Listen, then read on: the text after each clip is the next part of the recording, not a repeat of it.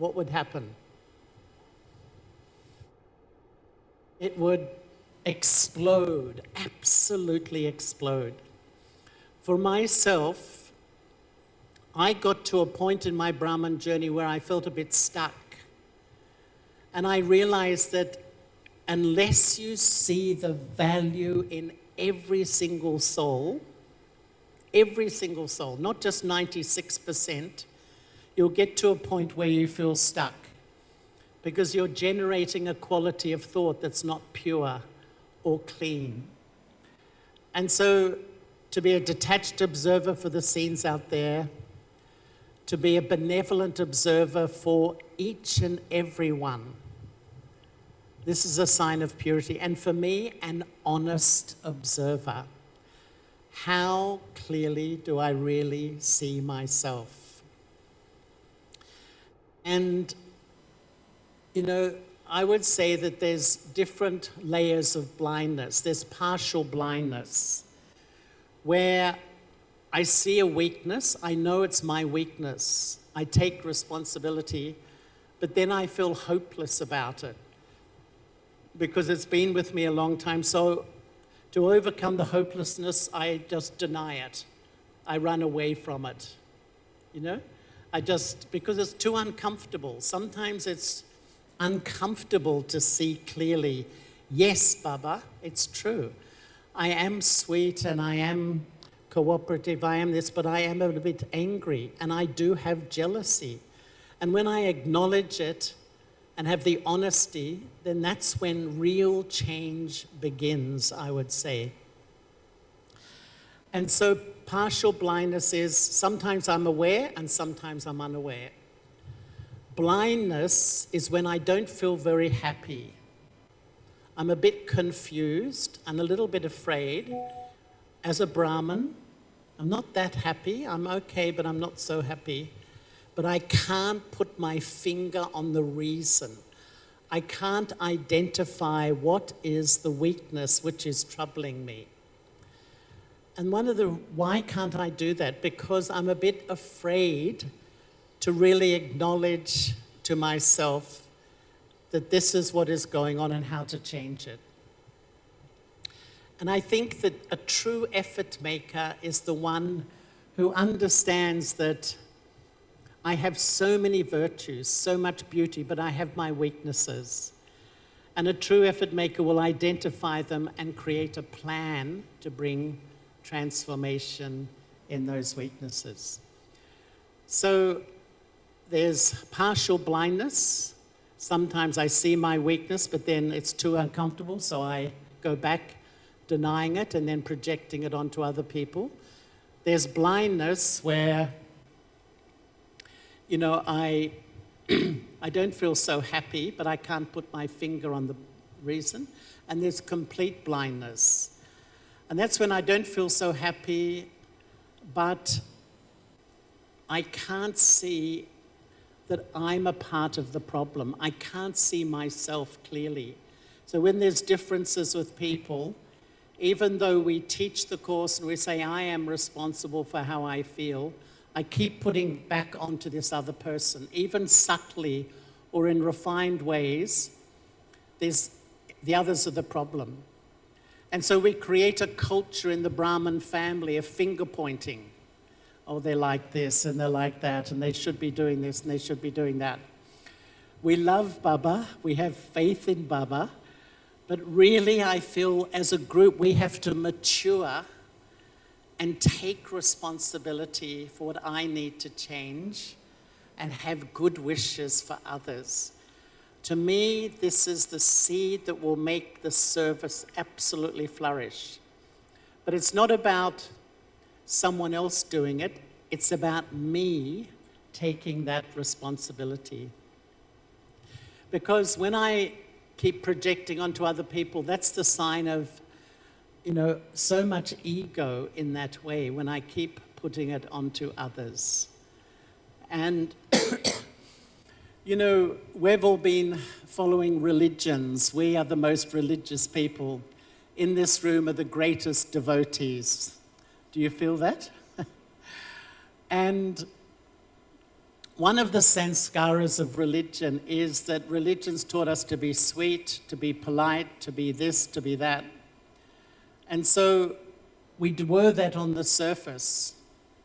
But inside, when we had negative feelings or other desires, we kept them to ourselves. So we developed like a split personality. We present one thing to the world, and we have another thing inside, you know, how we feel inside. And often we keep suppressing those feelings inside. And so that really grew our blind spots. We started not to be able to see myself. Then 150 years ago, it's like psychology came along and they said, look at the dark side of the self. Be honest about what I need to change and who I am. But they spend so much time analyzing, just analyzing. What is spirituality? What is Baba teaching? Baba's saying, children, be objective. Be honest. See myself clearly. Who am I really? Know my beauty. Know my value. But also know my weakness and what I need to change. And if I was to ask you to write down in 5 minutes your virtues and your weaknesses. In my experience with Baba's children, how many weaknesses do you have? Weakness, boom, boom, boom, boom, boom, boom, boom, boom, you know? I can do it so easily. Now write down a list of your virtues. Virtues. Can I say I know myself? Can I say I really know myself? So we're not only blind to my weakness sometimes, I'm blind to my goodness as well. And I think that what Baba really wants us is to really go very deep and start to look, who am I and what I need to change? Because it's the transformation of us as Centerwasis which is the real need for Sri Lanka. Because everyone who comes to your centers follows you. If you prioritize service, service, service, action, action, action, that's what they will do too. Why do we do that sometimes? Sometimes because when we sit in meditation, I battle with myself. I battle with my mind. My mind wanders here, my mind wanders there. And subtly, I can feel a failure at meditation. Quite honestly, some of us feel, I love Baba, I really follow everything, I'm truly a Brahmin. But when I sit in yoga, I feel a bit of a failure. So subtly, I start to do more action because I see results. Because I'm finding it hard to get those results when I sit in meditation. Because my mind is wandering in all different places. And this is why I think that the Brahmin family is my best friend. Why?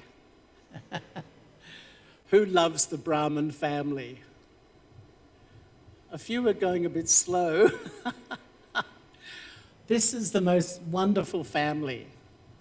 Just for me giving you Toli this morning, honestly, I could see the jewel of each one. It's such a special family. And yet this family is a mirror. And when I have a certain behavior or attitude, they will give me feedback. It's healthy. Am I open to that feedback or do I reject it? Do I say, no, I won't listen to it? Or do I have the openness? You know, we had one sister in Australia, an old sister. She wrote to 20 Brahmins and she said, tell me what you think of my qualities and what you think I need to learn and change. And she said that was one of the most helpful things in her spiritual life to do that. Or do I react? Do I feel hurt? Do I reject the other person? Do I get upset? If I'm like that, then it's like I'm protecting something. And really, I think